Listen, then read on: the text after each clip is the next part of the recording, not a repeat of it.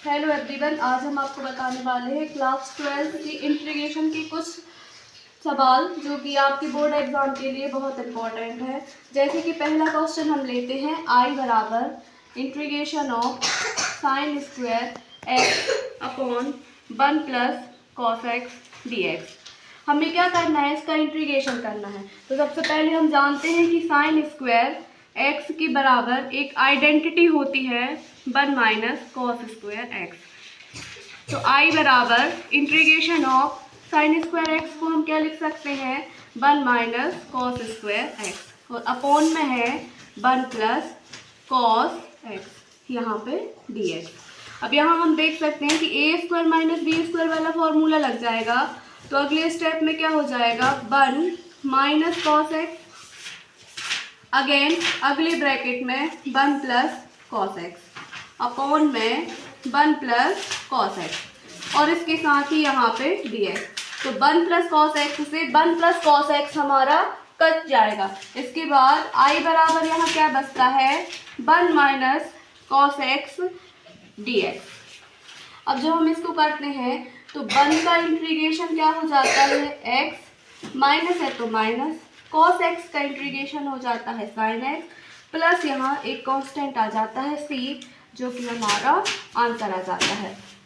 ये आपका पहला क्वेश्चन कंप्लीट होता है। इसी सीक्वेंस में हम आगे बढ़ते हैं तो इसी तरीके का एक और क्वेश्चन देखते हैं। जैसे यहाँ हमें आई बराबर दिया है integration of x square plus 2, upon में हमें दिया है x square plus 1 D x. अब हमें क्या करना है, इसका इंटीग्रेशन करना है। तो जैसे हम देख सकते हैं यहाँ हर मतलब नीचे हमें क्या दिया है, एक्स स्क्वायर प्लस 1, तो हम कोशिश करें कि हमारा जो अंश है वो भी एक्स स्क्वायर प्लस 1 बन जाए।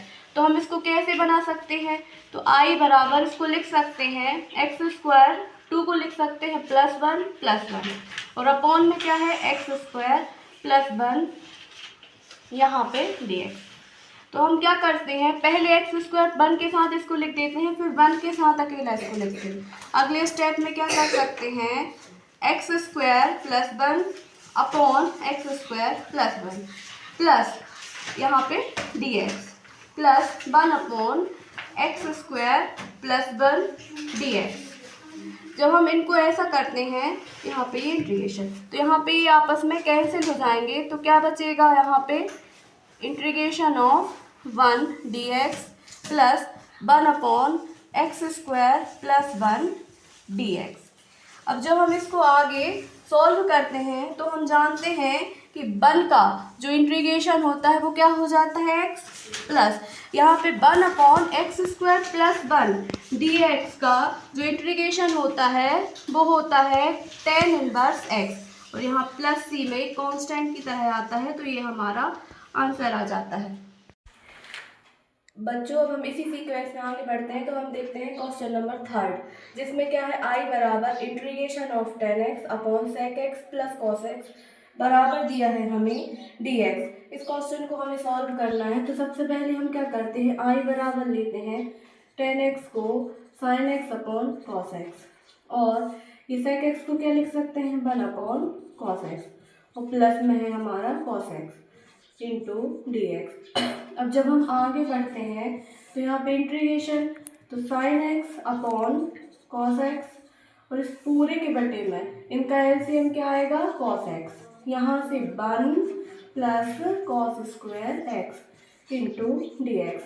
तो आई बराबर साइन एक्स अपॉन में है कॉस एक्स इंटू, इसको ऊपर लेके जाएंगे तो 1, ये जो cos x है ये भाग में है तो यहाँ से कहाँ चला जाएगा, गुणा में, और अपॉन में क्या आ जाएगा, 1 plus cos square x d x.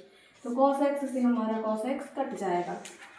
तो आई बराबर integration sine x upon 1 plus cos square x d x. अब हम क्या करते हैं, यहाँ से हमें t के रूप में वैल्यू माननी रहती है। तो हम किसको मान लेते हैं t के रूप में, जो हमारा cos x है हम मान लेते हैं, माना cos x बराबर t। जब cos x बराबर t है तो minus sine x d x बराबर हमारा डी टी हो जाएगा। तो हम इसमें वैल्यू रख देते हैं, आई बराबर integration minus D T upon 1 plus T square. तो यहाँ से हम माइनस क्या करते हैं, कॉमन ले लेते हैं, तो क्या बचता है D T upon 1 plus T square. अब हमें पता है कि 1 अपॉन 1 प्लस टी स्क्वायर क्या होता है, टेन इनवर्स टी, तो minus ten inverse T, plus में एक कांस्टेंट आता है सी। अब हम यहाँ से देखते हैं कि हमने टी किसको माना था, कॉस एक्स को, तो यहाँ कॉस एक्स रख देते हैं, तो minus ten inverse cos x plus C, ये हमारा आंसर हो जाता है। अब हम आगे बढ़ते हैं तो देखते हैं क्वेश्चन नंबर 4, जिसमें आई बराबर दिया है integration of sine square x by two D x. अब हम इसको सॉल्व करते हैं तो हमें पता है आइडेंटिटी के रूप में cos 2x बराबर क्या होता है, 1 माइनस 2 साइन स्क्वायर एक्स। तो यहाँ से हम 2 साइन स्क्वायर एक्स की वैल्यू निकाल सकते हैं। तो क्या करते हैं, cos square x cos 2x को इस तरफ लेके आते हैं और इसको इस तरफ लेके जाते हैं, तो 2 साइन स्क्वायर एक्स बराबर 1 माइनस cos 2x। अब यहाँ से हमें sine square 2 sine square x की वैल्यू नहीं चाहिए, किसकी चाहिए, साइन स्क्वायर एक्स की, तो 2 को इस तरफ ले आते हैं, तो साइन स्क्वायर एक्स बराबर 1 माइनस cos 2x अपॉन 2। अब हम जब इस आइडेंटिटी पे जाते हैं तो हमें क्या दिया है, एक्स बाई टू, तो हमें किसकी वैल्यू चाहिए है, एक्स बाई टू की। तो जब हम इसको एक्स बाई टू करते हैं तो ये क्या हो जाता है, sine square x by two बराबर 1 minus cos x by two. हमारा जो थीटा है वो क्या हो जाएगा, आधा हो जाएगा। तो इस चीज़ को हम यहाँ पे रख देते हैं, तो आई बराबर हमें क्या हो जाता है, 1 minus cos x upon 2 D x. यहाँ से हम 1/2 को क्या कर लेते हैं, कॉमन ले लेते हैं, तो 1/2 कॉमन आ गया, तो बचा 1 माइनस कॉस एक्स और डी एक्स।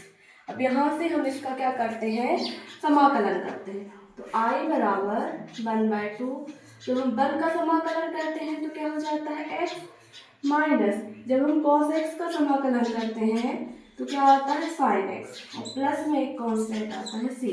अब हम अगले स्टेप में क्या करते हैं, 1/2 का गुणा कर देते हैं, तो i बराबर 1/2x minus 1/2 sin x plus c, ये हमारा आंसर हो जाता है। इसी तरीके के अगर आप और क्वेश्चन का सॉल्यूशन चाहते हैं बोर्ड एग्जाम के लिए तो हमारे चैनल को लाइक एंड सब्सक्राइब करें।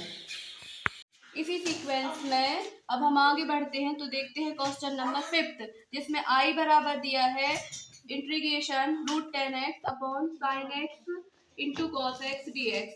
तो सबसे पहले हम क्या करते हैं, आई बराबर इंटीग्रेशन रूट 10x अपॉन में अगर हम क्या करें, यहाँ एक और कॉस स्क्वायर एक्स, जैसे यहाँ क्या लिखा है साइन एक्स, अपॉन में कर दें कॉस एक्स और इंटू यहाँ भाग दिया है तो कॉस स्क्वायर एक्स से क्या कर दें, गुणा भी कर दें, तो इंटू में क्या हो जाएगा dx, क्योंकि यहाँ 10x है तो यहाँ भी क्या बन जाएगा 10x। तो आई बराबर integration root 10x upon sine x बटे कॉस एक्स क्या हो जाएगा 10x, और ये cos square x 1 upon sec square x, 1 upon sec square x यहाँ पर dx। अब इसके बाद आई बराबर इंटीग्रेशन रूट 10x अपॉन में 10x। अब इसको यदि हम ऊपर लेके जाएंगे तो ये सेक एक्स यहाँ गुणा में चला जाएगा, तो sec square x into d x. अब 10x को हम क्या लिख सकते हैं, root 10x into root 10x। तो आई बराबर integration of root 10x into में क्या है अपना सेक स्क्वायर एक्स, यहाँ 10x को क्या लिख सकते हैं, root 10x into root 10 into d x. तो यहाँ रूट 10x से रूट 10x हमारा कट जाएगा। तो अब आई बराबर बचता है integration sec square x upon root 10 और यहाँ पे बचता है आपका dx। तो अब हम क्या करते हैं, इसको माना 10x बराबर t। जब 10x बराबर t मानते हैं तो यहाँ sec स्क्वायर x dx बराबर dt हो जाता है। तो ऊपर क्या है, sec स्क्वायर x dx, तो I बराबर अब हमारा क्या हो जाएगा, dt upon root t, dt upon root t.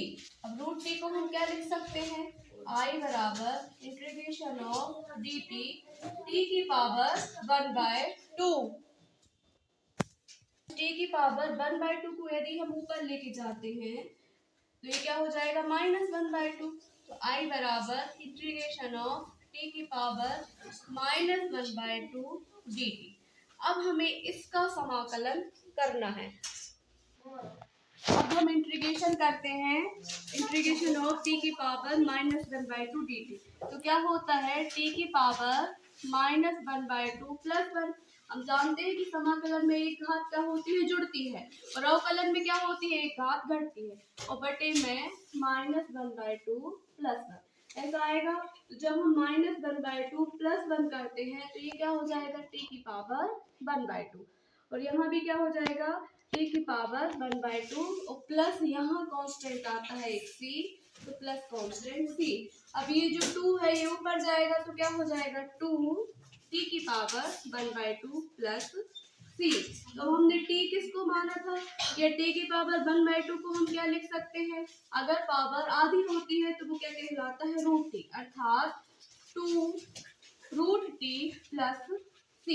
अब हम जानते हैं कि हमने t किसको माना था, 10x को, तो यहाँ क्या लिख सकते हैं, 10x प्लस c। ये हमारा आंसर हो जाता है। इसी तरीके की और वीडियो देखने के लिए हमारे चैनल को लाइक एंड सब्सक्राइब करें।